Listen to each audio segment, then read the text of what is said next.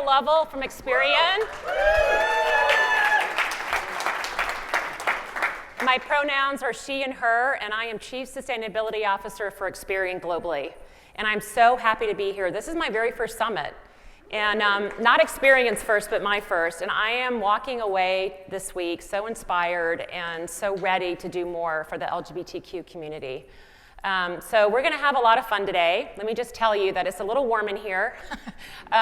The windows are a little warm, but they're turning down the air, so hopefully you guys don't, faint. So we have a surprise. We have several surprises. We have a surprise guest, and it's actually not that big of a surprise because you saw it on the intro slide, but we have a pop artist who's here. He is the opener. Has anybody heard of Panic at the Disco, maybe? So he is the opener for Panic at the Disco on their tour this year. So we're super excited to have Jake Wesley Rogers, but I'm not going to share what we're going to talk about, but that's one of our surprises. And then we have another surprise at the very, very end of the session. So please, this is kind of to get you to stay until the very end. And I guarantee you will want to stay. So with that, I'm going to introduce my partner in crime at Experian, Will Lewis. Yo!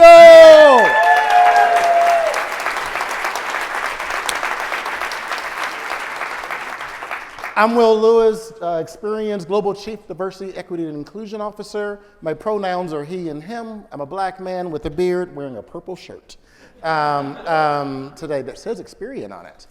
We are so thrilled to be here today. We have quite a bit to talk about, and essentially, we're going to talk about our partnership with one another, kind of how that came to be, and more importantly, how you can use it inside of your organizations.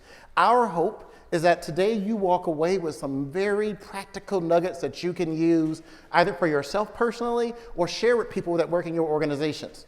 Would that be helpful? Yeah. All right. So Abigail, why don't we hit it? Yeah. So like Will said, we're going to learn some new ways to connect. So there's also, in every organization, there's social impact normally. There's DEI, and then there's also purpose. And we're going to tell you a little bit of how we have come together as teams and organizations, as well as programs. We want you to gain some insight into what your company can look for in nonprofit organizations. If you are a nonprofit out there, then we're going to show you what you can look for in companies like Experian and others that are represented in the room. And if you're a company out there, we can share with you our knowledge and what we've learned from working with nonprofits and NGOs. So it kind of goes both ways, right? And then we're also going to introduce you, like I said earlier, to a real life case study here on the stage. So that's Jake Wesley Rogers. And we're going to have some fun. So Will and I, when we started talking about this session, Will and I decided that we wanted to really share all the good stuff, but also the things that we've learned, which means we've stumbled along the way. It hasn't been easy. It's been tough at first because we had to learn how our teams to work together. And some of our teams are here, so they're awesome. But we've had to learn to work together, and we've had to learn to find each other in a way that we know we both have common goals, the common goals that we have, and how do we reach those goals together, and how do we make impact. So we're going to share that with you as well. We're going to have some fun. So Will, you want to sit down? Sure, if I have to.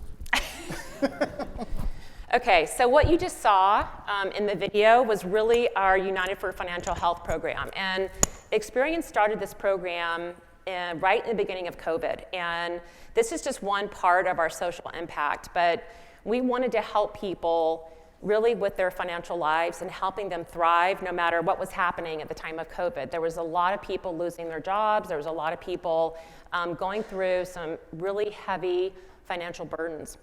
And so we wanted to do something that was going to be really amplified through nonprofit organizations. So we chose 11 nonprofits that we wanted to work with, including LGBTQ, Out and Equal, and some others, but also to help underserved populations with getting through COVID and their financial recovery. So a lot of what you saw in that video was just a quick snippet, but it was really more around all the impact we're making in North America through influencers, as well as the amplification that nonprofits have. A lot of underserved populations, as many of you know, don't want to work with big banks necessarily or corporations like Experian. They don't have that trust built in yet. So we went through nonprofits and we decided to work together on shared goals with the nonprofit as well. So I thought that worked really well, and it continues to work well. Yeah, I think it worked really well being able to connect our purpose as a company to these not-for-profit organizations. And really, what was really important is we did two things, Abigail and I. We first took some time to listen to the organizations to understand what their goals were and then how we can support their goals. But importantly, we had to figure out how to sell this internally to our colleagues as well, whether it was our senior leadership or others. Sometimes we forget that we're part of senior leadership because we're always selling. But it was around understanding the purpose of our company as well and making sure that those two things linked. And I think that's one of the first key things that we learned was the purpose of the two, would you say, had to be linked together. That's right. And one of the things that we've done with, let's say, Black Girl Ventures, it's a nonprofit, and Shelley Bell runs Black Girl Ventures, and they help Black and brown women entrepreneurs gain capital and get capital to start new businesses or grow their businesses. So we worked with them on several different programs, and that was really on things like podcasts during COVID. A lot of small businesses, as you know, suffered during COVID. So we worked with Shelley and her nonprofit. We also worked with, we're going to talk about this in a second, but Lecrae, who is a crossover rapper, Christian rapper. And we worked with him a lot on how to get the message out to young people around finance, not like only credit, but also budgeting, saving, investing when you're younger. Those things are not taught in homes, right? They're just not something that people normally talk about growing up. And so we are using influencers and partnering with them to get those important messages out to young people during COVID and as well as now and in the future. And then, of course, Out and Equal, we've been working with them on some education tools around finance. So if you go to their website, there's some information up there. And then, of course, we're doing some workshops today like this one and others. And then also True Colors United. We work with True Colors United as well as Born This Way. And we're providing financial education and tools for LGBTQ youth to climb out of homelessness. And I think that's so important. Either COVID or no COVID, it's still really important to help those youth. And right now we have about 87 million people in the last 2.5 years that we've connected with in some way, whether it's through social media, whether it's through podcasts, whether it's through going out and talking to their constituents directly. So we're really proud of that. But I will tell you, and just to talk kind of being very transparent, and Will and I agreed that we could talk about this, it was rough in the beginning because Will is a powerhouse.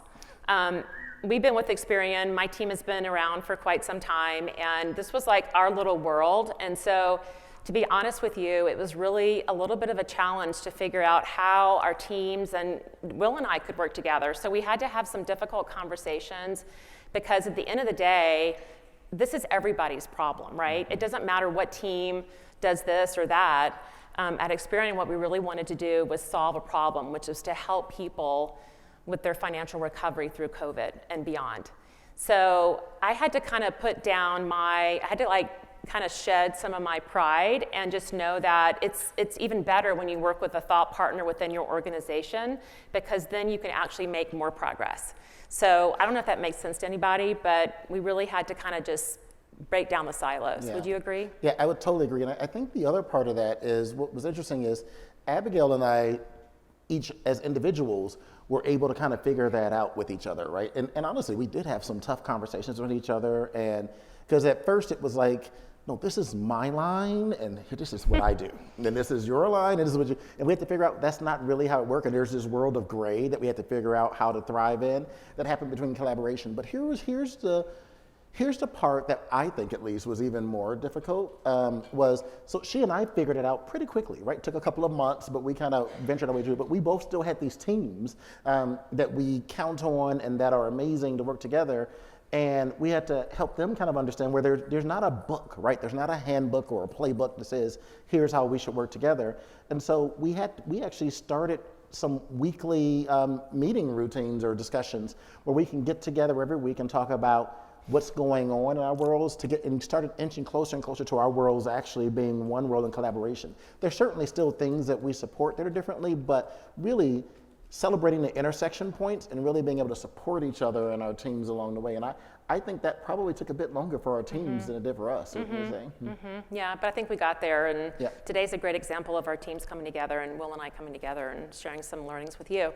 So again, just to kind of wrap this part up, really it's about, when you think of Experian, you think about a credit bureau, but we're so much more than that. We really want to help consumers with their financial health, and that means everybody. So if you see anything today out of this presentation, it's really around how to amplify your purpose in creative ways. Because what I realized is that when we developed this United for Financial Health program, what I realized was you have to be really creative and cut through the noise.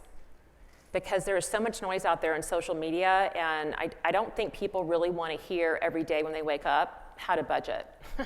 And I don't think young people especially want to face, you need to save a portion of your salary, you need to put aside money, you need to save and figure out how to invest your money. These are really basic messages that young people today just do not hear from a lot of credible people, most likely, and they need to. You can have several sources. It doesn't have to only be from Experian, but we really wanted to get creative and work with people that young people follow, because this program is all about entrepreneurship as well as reaching the younger generation, and to set society up and the economy up for future. Generation? The younger generation, for Is sure. that me? Is that Not me. Cool. Exactly, it's the younger generation. All right, sorry. So anyway, enough about that. But this is a really casual session. So does anybody, either remotely or in the audience, have any questions before we move on? No? Okay. Let's go forward. Okay, Will, I think this is your Yeah, your slide. Have you all online type in yes if the answer is yes, if you're in our virtual audience, and if you're in the room, have you ever run into a situation where you have all these great ideas and you want to do things in your company, but no one will listen to you? By claps, has that ever happened to you? Yeah. Me too.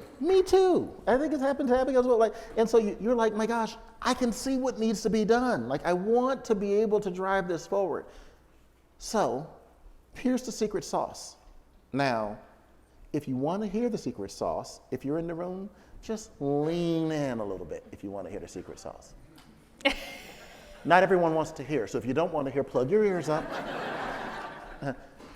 Tie what you want to do to the business's goals, right? So for our company, it was all about trying to create or provide financial inclusion for all, how to give people access. That's what this work around United for Financial Health that Abigail just got done talking about is about. And that's what our company is focused on. And I said, well, wait a minute. This is an opportunity for me as well to tie something that I'm passionate about to the goals of the company, and I can get money to do it. The company would actually pay for this without me having to go out and sell some more. So with that, we launched something called Inclusion Forward. What Inclusion Forward really is how can we take these products that Experian has that really are all about helping consumers. By the way, and if you're a consumer, no one's going to ask you for a payment if you go in and you check it out, right? So you can check it out, and it helps you if you don't have credit right now. It may help you get access to credit. If you're looking for auto insurance, we have something that'll help you find auto insurance along the way. The goal is trying to save the consumer money. If you are a renter and you are upset or you want to buy a house one day, but your rent does not count towards your housing payment, or towards your credit score, we have something now called Boost with Rent that allows your rent payments every month to go towards improving your credit score. You've been paying that rent for years in the same place. It should support your credit score, right? Don't you think? Because that'll help give you access. So what we said was, gosh, there's an opportunity here for us to tie this work from individuals and also help other companies. Call it large banks, call it credit unions, call it financial serving institutions, lenders. We have things that can actually help them reach more consumers as well. So we pulled together this item called Inclusion Forward that really is intended to try and help drive that connection, right? So I tied the work that we wanted to do out of DEI, that Abigail wanted to do out of her area, and the company wanted to do to a mission to help the world. And so I think that's the second tidbit that I say is figure out how do you tie that mission to the world. But now, here's the other thing, and Abigail, you can tell me how you feel about this. You can do that, and that sounds wonderful. That sounds really idyllic. But you know, my name's not Oprah.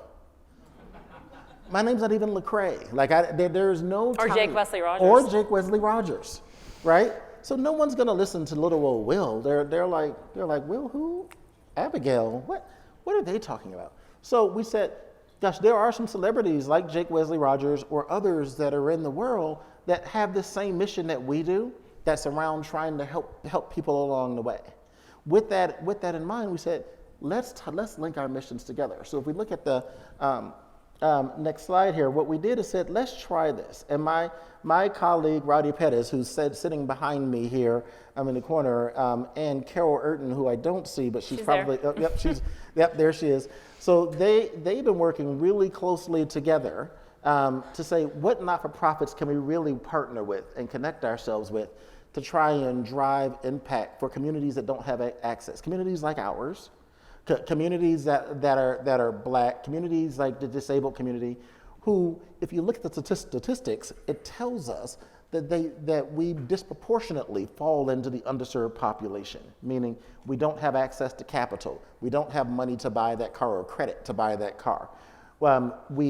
We are out buying things, and we're consumers in the world, but we're trading in cash more so than the majority population being the straight white population, straight white men in particular, right? And there's no competition here, but it's like, how do we give you the same knowledge that population had? And so what we began to do was we looked at organizations like the National Urban League, or the Iverson Classic, which is a basketball organization that really try and help. So Allen Iverson is a retired NBA player, and he has this organization that helps youth who are trying to get into the NBA, and they're phenomenal. And so we said, let's start partnering with organizations with people that can really drive influence and impact along the way. I think this year has been a really banner year for us as we've kind of tied that together. Yeah, and I think between like what Will was talking about around the Iverson Classic and what we did with Lecrae on Protect the Bag, which is a YouTube series on finance for young people, and he went to college campuses in Atlanta, he went to Georgia Tech, he went to other campuses and interviewed like man on the street students about finance. They knew nothing. I mean, it was like pretty shocking that people thought a credit score was like, the highest was like 200. So it was pretty shocking, and that just reinforces the need to really work together to help people of all ages, of all demographics, of all populations understand the basics, right? Because I think for the most part, most of us understand those basics, but a lot of people don't. So we tied together, we kind of pulled that thread, Will and I did, working with Lecrae to bring together the Protect the Bag series on YouTube, everything that we're doing with National Urban League, and then with Iverson Classic. So that's the string that we pulled through, the purpose, DEI, and innovation. Let's take a little look at what we've done around that. Of course. We are literally walking on the shoulders of our ancestors. So I want to make sure everybody understands and takes advantage of the wealth of insight and wisdom that we have here today. The most valuable thing you can have is information.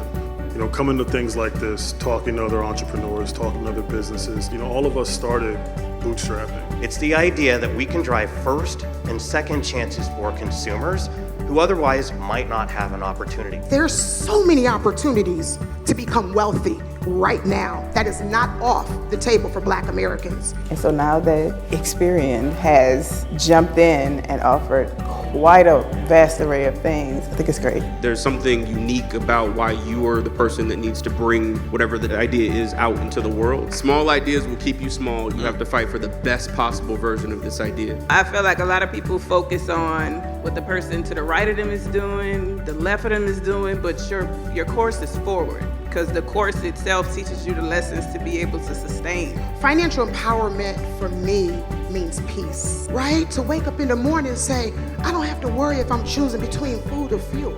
For me, it's all about freedom. It's about the access and the utilization and the knowledge, because you have to know the fundamentals to play the game. The second I make a business plan, I increase the likelihood of it happening tenfold. We have the ability, we have all of the know-how to make this thing, whatever it is that you're building, a reality, right? We have to believe that and fight for scale. Like today seems like a great day to get started, truly. So please do it. Instead of having a spending party, we're gonna have an investing party. It's really about let's choose ourselves first. We have to talk specifically about the resources and tools and get the information to folks in our community so that they can go on to live their biggest and best lives, right? It's important. It's around how do you help people that don't have exposure, that don't know that they can get access to wealth in a different way. And so for me, that's what this is all about. Folks like Experian are trying to make these doors open wider.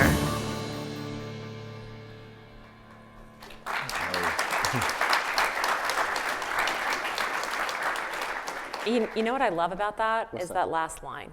Yeah. Opening doors wider. Yeah. I think that's so important because I think that's what we're trying to do, right? Yeah, I think yes, we're trying to open doors wider, but and I think all of us in the room can actually have a part in that. Because I know you came to this session thinking that Abigail and I would say, this is the roadmap and this is how you'll do it. We're kind of going to do that, but we're going to co-op you to help us on that journey as well, because the idea is that all of us can drive impact in that way. So I'm going to ask a question for both our virtual audiences as well as those in the room.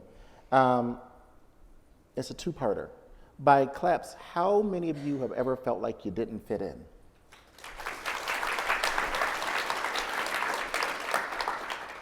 You felt like nobody understood you.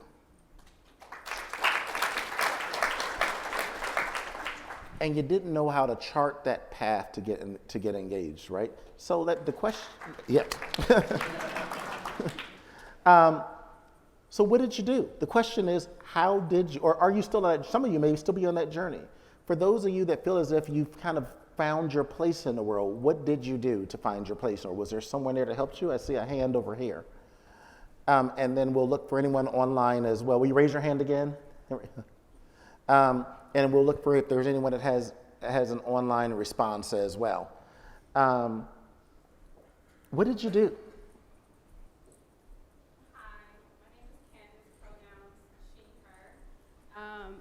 For me, I think throughout my entire life, I always had this issue with feeling like I was misunderstood. So I tried to understand other people, understand their language, understand how they were perceiving me. So once I started understanding their language and how they received me, that's how I could pretty much kind of help them understand me. Yeah. Because how I structure a sentence could be completely different, you know, with how someone, you know, structured their sentence too. So I would say, okay, they usually put the "the" before the blue. Let me try to mimic, you know, how I talk with how they talk. And I think that's exactly it, is that line of understanding, right? Helping other people understand, and that's our mission right here, is to drive understanding of how the credit ecosystem works, how you can find financial power for yourself, and what we've done. This is where you all come in and you can help on this journey. Right now, if you have questions about this and how you can help yourself, how you can fit into the financial ecosystem, how you too can break through and gain access, we actually have tools that we put out there that you don't have to pay for through the Experian app, right? So if you go to the Google app, the Play Store or the App Store, and you download the Experian app, there's whole tools in there around your financial journey that'll help you kind of plot it out. It's all free, right? So, and what it'll do is it'll help you find your journey. But it's not just about us in this room. I think, Abigail, that all of us, that once we gain exposure, we commit ourselves to trying to find additional knowledge along the way and sharing that with others, right? There's this whole idea of paying it forward. I think that's what we're doing, is we're trying to pay it forward. Yeah, right? and I think also when you think about paying it forward, when we talk about nonprofits or not-for-profits or NGOs, however you want to define that, That's how we pay it forward too. And so when I came up here originally, I talked about what we look for in a nonprofit, and I think it's really important because some of you are from organizations. I hear like an echo. Do you guys hear an echo? Yeah, there's an echo. From B2B organizations or from nonprofits. And what we do is, we want that amplification, and we look for nonprofits or NGOs that have similar goals, right? So for example, if you think about Out and Equal, they have very similar goals around promoting financial education and financial health. I keep hearing something. To the LGBTQ audience. And so that's what we want to do too. So that's a similar goal. Black Girl Ventures, we want to help educate Black and brown women, entrepreneurs and men, to help them start a business, right? So basically we work with them, and we talk about that in the beginning. So we don't just say, here's $250,000, go for it. It's like we say, okay, here's what we want to accomplish. What are you working on, or what are you planning to work on that can help pay it forward in this way with your constituents? And I think having those conversations up front before you sign anything or give any money to those organizations, you have to make sure that you have similar goals. And so we are really clear with our nonprofits that we work with that this is what we want to accomplish. And also, I would say that during COVID, what we learned, and this is a learning, is that a lot of nonprofits obviously had to downsize during COVID. They really did, at the beginning of COVID, they really did have a lot of struggles. And so a lot of the infrastructure in some of the smaller to medium-sized nonprofits, not so much Out and Equal, but the smaller ones, they suffered. And so the infrastructure was minimal. So we had to rethink how we interact with them, because they might not have the social media amplification that we were looking for. And so that was one thing that I would say was a big learning for us, is you need to make sure that the nonprofits that you want to work with to get to those constituents and those people that they have a close relationship with, they have a strong media arm, social media arm. And so that was a learning that I took. I really want to get to Jake Wesley Rogers. Okay. So, but before we do, sorry. Any questions for the Oracle or myself before we move forward, either online or in the room? I see a question right here, Jose.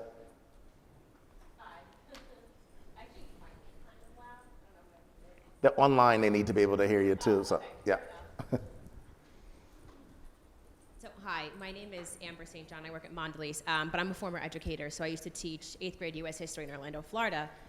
And what you were saying about how a lot of college, educated people did not have any idea of credit. So, and then to your other point of I think working with the nonprofits, on their outreach and stuff. So what support do you provide for outreach, right? Because I actually don't think there's a lack of resources. I think there's a lack of access to resources, which is across the board, right? So you had even mentioned, there is information on your website, right? But how are you working to drive people to your website to take advantage of these things? So a lot of it's not promoting products. I do not believe that that's the only way that you get people to understand how to manage their finances as a young person is selling them products or getting them to a free product. That's important, like Will said. But it's also about doing it in a creative way that they want to engage, and they want to change their habits, and they want to be able to make change in their lives. So what we're doing is we're utilizing people like Jake Wesley Rogers to get some of our messages out, and he is affiliated with nonprofits, right? So did you want to add anything to that? No. Does that make sense? Yeah, no, it does. It's just, I think, too, the access piece is, I would just say, so important, because it's like you think about it, if you don't, you're 18, right? You're in college, and let's say you can't afford to go to college, right? You put on a credit card, right? And it's... Oh, they can't hear you. Interest rate, sorry. Hi again. So it's really, how do you potentially expand that, outside of, certain influencer reach to a bit of the younger population? Because, what I notice is in certain groups, you're too late in 8th grade, right, to catch them. And then in college, the damage might already be done financially, right? And you're in a hole that's extremely hard to get out of. So it's what sort of can be done in that middle piece, because I think what you're offering is great. Like there's fantastic resources and things that you are providing. But how do you sort of catch people before they're 20 and in $20,000 worth of debt to go to college? I think that's a really great question. And there's a couple of things that we're doing right now. Admittedly, we have a long journey to go, and then we can talk more afterwards about even more. But we've been partnering with the Tiger Woods Foundation, who really focuses on elementary school and junior high school students, and helping give them the knowledge and education they need where they may not be getting it at home. And not only do they focus on the students, they also focus on the students' parents, because we realize that support comes from the infrastructure around it. In addition to that, Abigail and I together decided to expand a position on our teams where a person is really focused on that education sector and how do we tap into education. So he's not here today, but he started a couple of months ago. His whole focus is on reaching out to the younger population across the country. And so we're in the process of developing a strategy, because we agree with you. We think that's the way to go. Can I just add one thing real quick to that? So it starts in the school system, right? So it's very difficult to get any new curriculums into schools. And so we are working with the junior high and high schools to start a path to getting that curriculum, a finance curriculum. I never learned that stuff in high school. I went to gym class, but I never learned anything about finance. And I definitely could have used it. So basically, we're starting to think about ways that we can make inroads into middle schools across the U.S. as well as, and you know what, the banks here that are represented here do a great job with that. So I just want to give a shout out to the banks because they do a fantastic job. But getting a curriculum into a high school, whatever it is very difficult. So we're working with some of the school districts to do that. The other thing that I was going to say was around making sure that you test those curriculums out. You have a research group of different high school and students, so you do like a research group and make sure that whatever you're going to be offering is going to resonate with that population. What resonates with most of us in this room probably wouldn't resonate with a 15-year-old, right? So that on-ramp to learning really is about engagement and fun and interactive and apps and things like that. So that would be my only other comment. So they're backstage. Okay. Are you getting a note or something that I'm not getting? The note is these people are anxious. Okay. So I'll turn it to you to bring on Jake Wesley Rogers. Thank you. Thanks, Will. All right. Is he coming in? Yeah.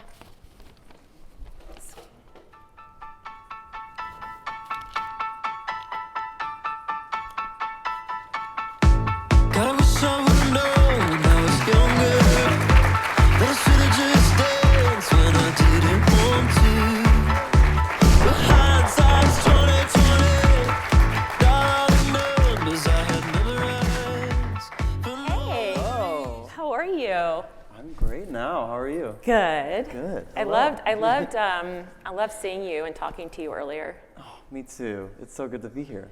Really so Jake Wesley Rogers, like I said, I did give a little bit of what you do away. But Jake Wesley Rogers is the opener for Panic at the Disco, the tour that's happening right now. I know you know that. He is from Missouri. Yes. Is that right? He has an amazing, amazing voice. And last night he performed in LA, in Los Angeles at the Forum, sold out crowd. Yeah. How many people is that? A lot. I think it's like 60,000 people. So can you imagine that? And then tomorrow night he's going to be here in Vegas at is it the Verizon or the T-Mobile Stadium?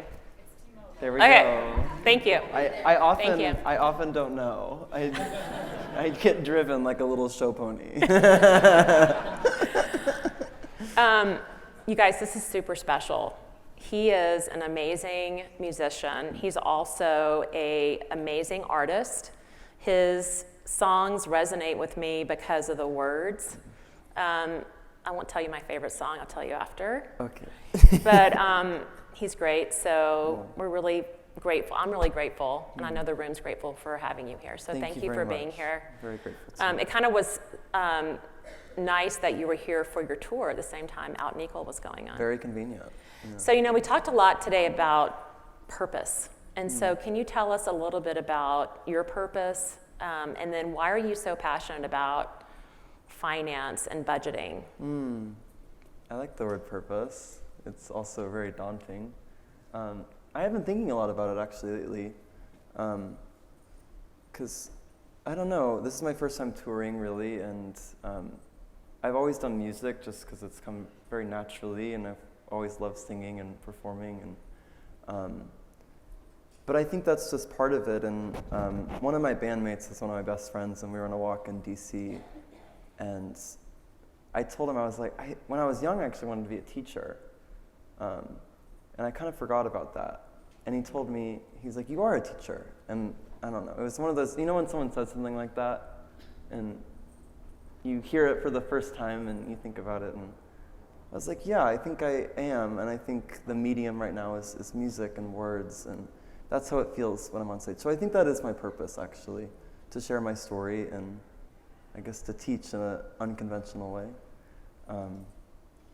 And then, you know, I'm very comfortable with the music and the art, and the finances doesn't actually come naturally at all, which is sort of why I wanted to work with Experian, because I think a lot of people feel similarly. And to be able to share that authentically, that touring is extremely expensive and is like literally months of preparation with whole teams, and sort of kind of going behind the curtain and being like, how do you actually do this? Because I actually didn't know how to do it. So we're learning in real time and sharing what we're learning. Yeah. So it's interesting. I talked about being creative, and as you can see, Jake is very creative. He makes a lot of his costumes. It's one aspect of his creativity, but I really believe that in a lot of ways, Jake, and I told you this before, Jake embodies a lot of what we've talked about today for Experian and for me personally, because you have to think outside the box to get your message across, like we talked about. And one of the things that I was really curious to see how it landed was glow ups. And not just talking about, you have to save money, you have to budget, you have to figure out, like, but how does it apply to people's lives? Like, what are some things that people do every day that make a difference? And how do we teach that in a way that's relatable through Jake and his amazing work? So I think this is gonna work, but if you don't mind, I'm gonna play one of our glow ups that we did with you. Yeah. I think it's the next. Today I am going shopping for makeup as I prepare to go out on my first tour this fall with Panic at the Disco. I'll be honest, I don't know how to do my own makeup, and I can't afford to bring my artist Darian Darling out with me yet, so she's gonna teach me how to do some killer looks to make sure I still look like $1 million even when I don't have it. In addition to saving money, I've also found Experian Go, which has taught me how credit affects my financial health and my growing career.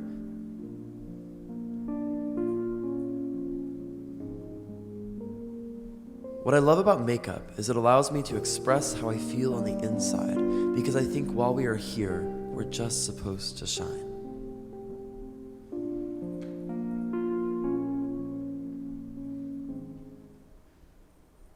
Pretty cool.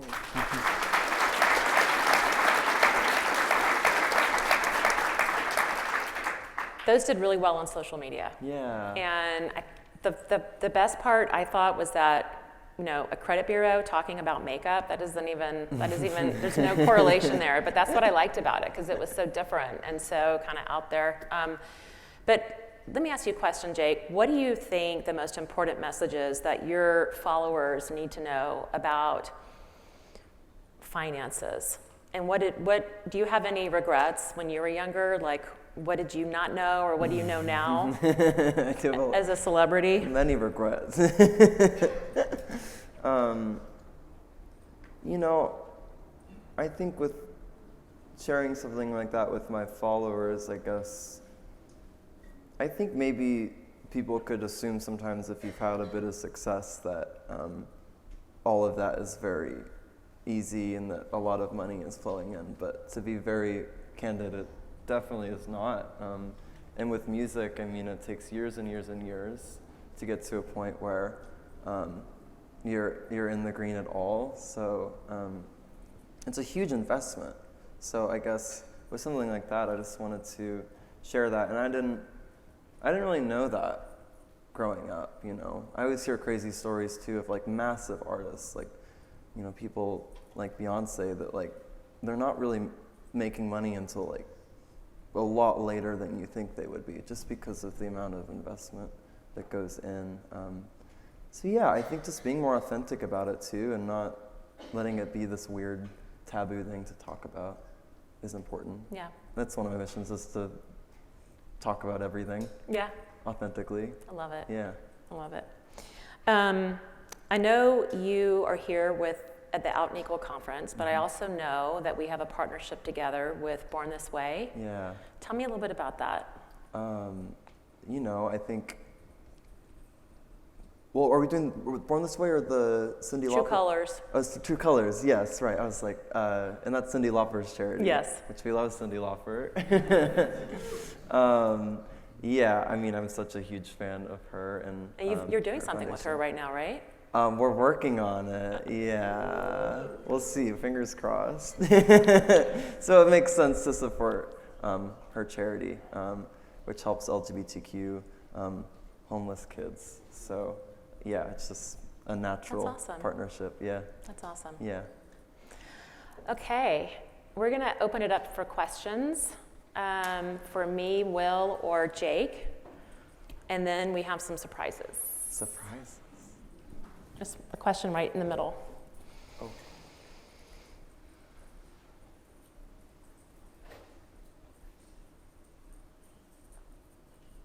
Hi, I'm John Lewandowski from Samsung. I'm he, him.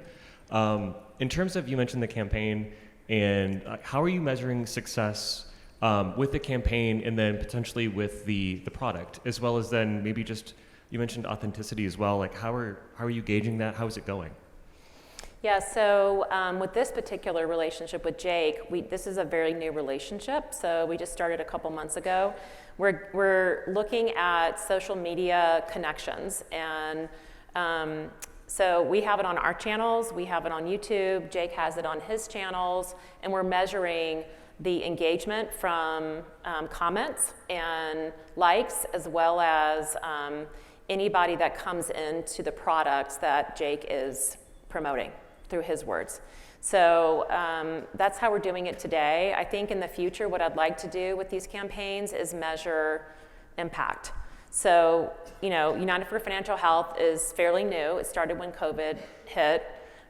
When you work with a nonprofit, you're a little bit at their mercy, which is fine. You know this up front, that some of this is self-reported numbers. So if I'm just working with a nonprofit and not an influencer, they're gonna be able to have numbers for you in terms of social media, but it's all self-reported. So I can't go in necessarily and audit their numbers. I have to trust that what they give me I have to say that it's self-reported, like in a report, which is fine. But I really like to look at the impressions, the comments, and then next we're gonna focus on impact. And Carol Urton in the second row here is gonna help me do that, right, Carol? Does that answer your question? Okay, that's a good question. We have a question over here. Not really a question, but a comment. I'm Steve from Deloitte, he, him. And Jake, I just want to say thank you to you for telling your followers that it is work and that it takes time and you're investing in your future, because I think there are so many young people today who through social media have gotten the impression that they can just be an influencer and money falls in the door and products come to them and they don't have to work for anything. And to have young people like you stand up and say, that's not my truth, is really, really vital. Thank you, Steve.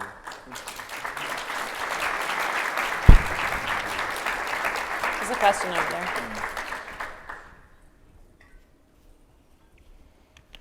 Yes, I have a question about how do you incentivize younger people to want to, like, how do you convince somebody that they are worth the time and the effort to put into themselves to be able to learn and to be able to learn things about finance? You know, when learning about finance and financial structures and all those things are so complicated and they take time, and you know, when everybody wants something like right away, how do you convince them that A, it's worth the effort, and B, they're worth putting in the effort?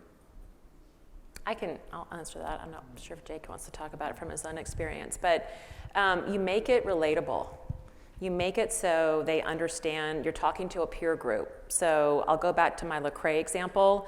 Lecrae brought in, he had a handful, I don't know if you go to Protect the Bag at YouTube, you can see this, but it's really awesome because he talks about, he gets on a sofa and he brings in these kids from Atlanta. Not all of them are in college, from different backgrounds.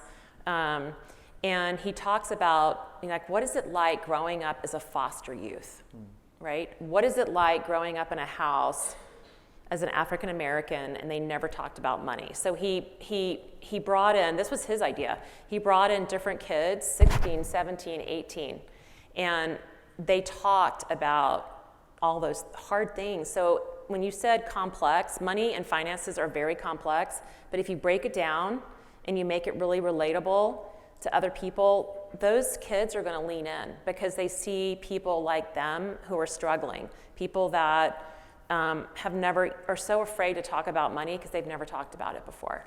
So I would say keep it relatable, keep it simple, and bring other kids into the dialogue. Yeah, I mean, that's beautiful. I think being relatable and authentic is always the key. And you know, for me, we had another video where I talk about thrifting because when I started out doing shows, you know, I was kind of making everything, making my own costumes. I mean, I don't know if I should admit this here, but my first EP I made, I literally paid for with a credit card. We paid it off. We paid it off. But it's kind of those things that I didn't really know going in, and I'm just telling it through my lens, which is, you know, I'm having to do my own makeup, which was terrible at first, but now I'm pretty good at it.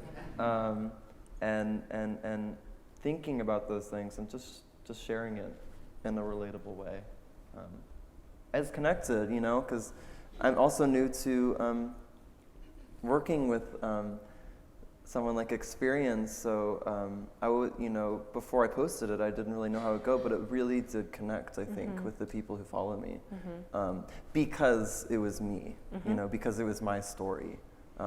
Yeah, and I think Jake took he took a chance with us, and we took a chance with you, right? I agree, And yeah. I love that. Yeah, me too. I love that. Me too.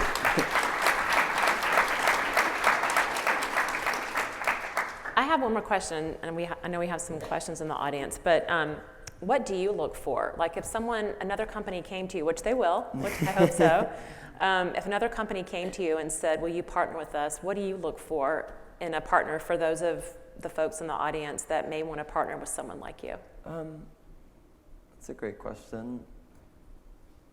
For me, it always comes down to integrity. So just being able to be who I am and tell my story.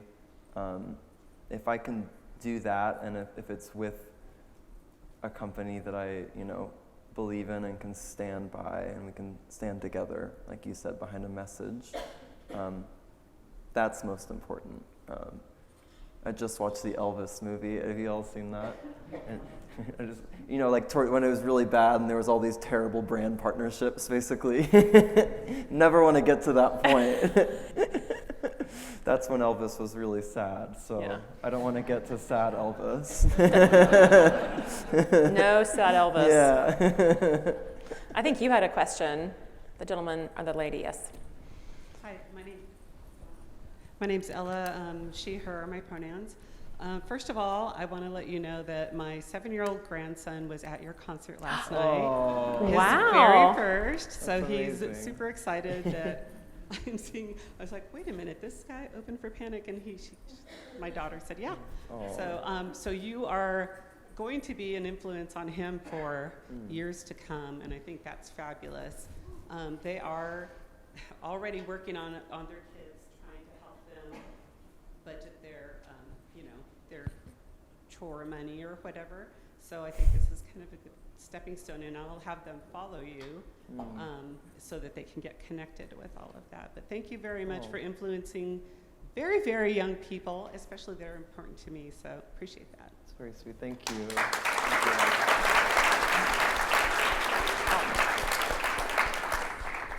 Hi, everybody. I'm Matt. My pronouns are he, him.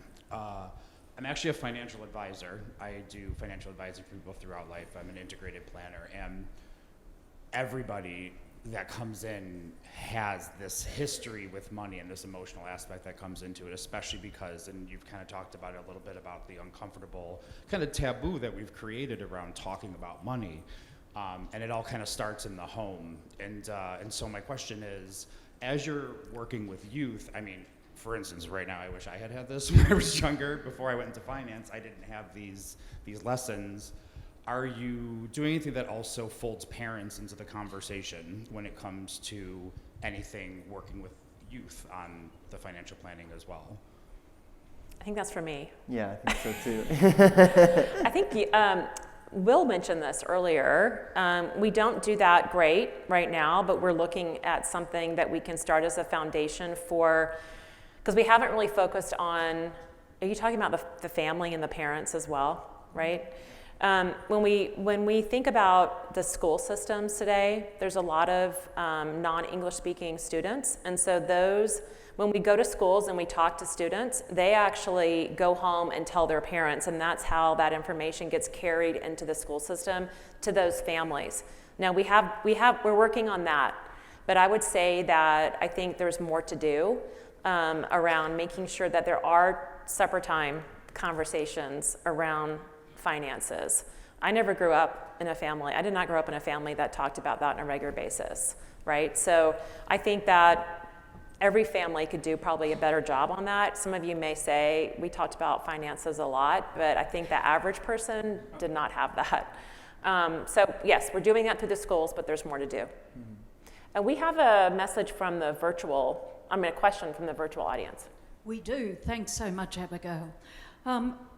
What sort of resources are available for grown-ups who are coming to learn the world of finances and taking more control of their personal finances and wanting to navigate some of the terminology that's out there? Oh, that's a great question.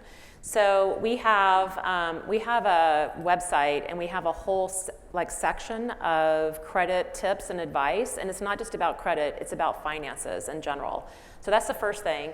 Will, do you want to add to that? I don't know if you want to add to that, but we have a whole section on, what does it mean, like if you're 30 years old and you are just now getting credit, you're 40 years old and just now getting credit, this is not something that's new. It doesn't mean, just because you don't have credit, doesn't mean that you're not credit worthy. You are credit worthy, but for whatever reason, you've chosen not to have credit. So we have free products. We also have a lot of information, tips, advice, calculators that you can use, like if I save this much money by the time I retire, all that. So we have all of that information on Experian.com. Great question. Okay, we have like 5 minutes left, so does anybody have any other questions for the room or for Jake? Hello. Hi, I'm Lisa. My pronouns are she, her. Having a fangirl moment. Saw you in Boston in the pit. I'll be there tomorrow night in the pit, great. so you can wave to me. Yeah. I'm embarrassing my colleagues really badly right now. I'm even going by myself, so I can't even blame my kids for this. So my question for you is, you're on really the brink of breaking through and being quite successful. As you look back, what advice would you give to yourself at 15 or 16 financially? What might you do differently if you knew then what you know now? That's a good question, and I think I'd probably give the same advice about financials, about anything. And you asked about success, and I was having a hard time earlier this year, and I was visiting Nashville, and I saw this old friend, and she's one of those friends that can just kind of tell you don't have to say anything, and you start crying, and and she didn't know anything, because it was kind of in the first wave of my success, and it felt very heavy. I don't know if anyone else feels that, She said it's not about success, it's about satisfaction. And I think that's it. That's the heart of it. Are you satisfied with the work you're doing? Would you do it no matter what? Would you do it if there was money or not? Do you love your work and your life? So I think if I could go back, I would just say that, because I don't think it has to be so scary and complicated. Regarding finances, I'm learning, and you know, I'm lucky to have learned a lot about it this past year, through my team and through Experian, and yeah, just learning to kind of not be so afraid, in general, but finances in particular. Yeah, that answers your question. Yeah. There's one in the back, I think. Okay, so something that's super exciting. You've been talking about finance and fun in the same sentence. So one of the questions that I have, Michael Smith, him, his, I have is, how are you mixing that message where you're saying, hey, we're going to talk about finance, everyone turns their brain off, to, hey, we have something really exciting and it's going to change your life, finance. So. I don't know if we change people's lives, but I hope so. I'll take that one, and then Jake can add in a little bit. It is kind of funny to put fun and finance together, but I really do believe it can happen. I also believe that you can, as a company, you can talk. I'm not afraid to talk about products and talk about impact, because I think that's really important. That dual, that's the key, right? Talking about how you can change people's lives. And, you know, the larger finance community, I think someone was in here from Deloitte that I heard earlier. There you are. You know, to me, we want to make sure collectively that we're bringing realistic, real life situations to people, right? I think so. Like, you know, when I thought about doing a glow up, I had people look at me like, "What are you talking about?" Like, credit bureau and makeup and thrifting, that has nothing to do with each other. But I thought, well, this is what normal people do. Normal people thrift, normal people save money. They have to figure out ways to save money, and they have to figure out like shopping and how to save money and how to budget and things like that. So I wanted to do something that was out of the ordinary, do something extraordinary with Jake, and make it part of everyday life. So to answer your question, I think it has to be something that people can relate to, again, relatability, and making sure that it's fun. Like seeing Jake through a makeup store like Sephora, wherever you were. I thought that was fun. And seeing him in a thrift store, I thought that would be fun. And so, I don't know, I liked it, and I think people did really relate to it. Well, and just doing things that I actually enjoy. Yeah. Well, I actually didn't really enjoy learning to do my makeup, but that was that was part of it. But you got good at it. But it was fun to go. Yeah, I got good at it. Yeah. It's a lot of work, I've found out. But but thrifting, I very much enjoy. Yeah. And yeah, it's all that goes back to authenticity, I think. Yeah. Always. I think people think the more universal you are, the more broad you are, it connects more, but it's the opposite. Always. So, yeah. Okay. Yeah. This has been great. Yeah. I feel like I've kind of appointed myself the timekeeper. I'm like sneaking onto the stage. Well, you all will hang out with me just for another minute or two, please. All right? So, aren't they wonderful?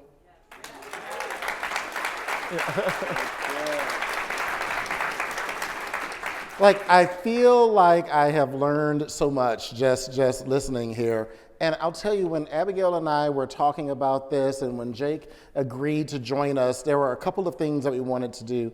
And most importantly, we want to talk about how you can incorporate influencers into your strategy and how you can leverage that to move your mission forward. Here's the 3 tidbits that we hope that you walk away with today. Firstly, know your mission and purpose, right? Don't hide from it, don't run from it, commit yourself to what you're trying to do and stay true to that. Tie that purpose, if you work for a company, or if you're creating your own company, if you're an entrepreneur, tie that purpose to your company's purpose or your organization's purpose and mission. Also, don't be afraid of measurement, right? You actually have to measure success. You measure everything else in life. Measure this as well and make sure you incorporate that into part of what you're doing. Those are kind of the 3 tidbits that we hope that you'll walk away with here today. And Jake, we need to take a selfie, the 3 of us. Can we do that right now? Right here. Let's do it. You all get your phones out. Take one as we want. It'll make Abigail and I feel like we're famous because we're standing next to him. Should we take a selfie with all of them after? Oh, too? we should turn around too. Yeah, that's great. I love it. Now, awesome. I'll go with this. Yeah, here we go. There we do go. this? All right, everyone smile. All right, do something funny, you all. Yeah. Oh, wait a minute. Hold on. Here we go. Awesome. There we go. I love it. Okay. Oh no, sit down. You don't want to miss out if you're about to try and slide out because somebody has something special to talk about. That's me. That's you. I was like, oh no. He's like, oh my goodness. They're like, oh no. Okay, Abigail, that's you. So we started this session off talking about COVID and how there was all this hardship and people couldn't go anywhere. There was like entrepreneurship that suffered and consumers didn't have the financial relief they needed. And one of the things that I heard from a lot of people was that they couldn't travel. And so obviously we're all here today, but Experian really wanted people to travel more and live up to what they wanted to do in their lives, whether it's visiting more family, whether it's visiting for the holidays, whether it's visiting friends, whatever that may be. We want you to have 2 round-trip tickets anywhere in continental US. So I'm not Ellen, so please don't get excited.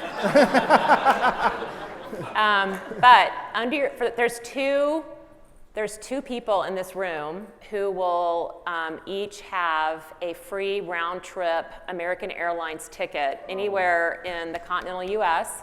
And the way we're going to do this, it was really tricky, but the way we're going to do this, there's an Experian sticker under 2 of your chairs, right in the middle. And if you have that, I know, so Oprah. So Oprah of you. So does anybody have a, yay, Oh, there's one. There's one.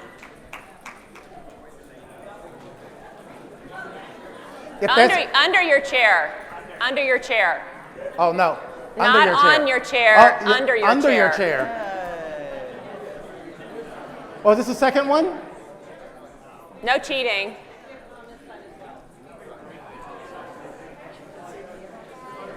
Yes, come forward. Right. If you had one underneath your chair, come forward. Oh, there's only one? We only have one? Oh, second one. Come forward. Congratulations. Well, we want to introduce our 2 winners really quickly, but who wanted to ask a question but didn't get a chance? Raise your hand. There's 2 people over here that had a question. They get a prize. There's no time for your question, but you get a prize. Oh well. Give them a little prize. And congratulations to you 2. We'll stay here. We're going to get some information from you. Thank you. Thanks everybody. Thanks everybody. Bye-bye.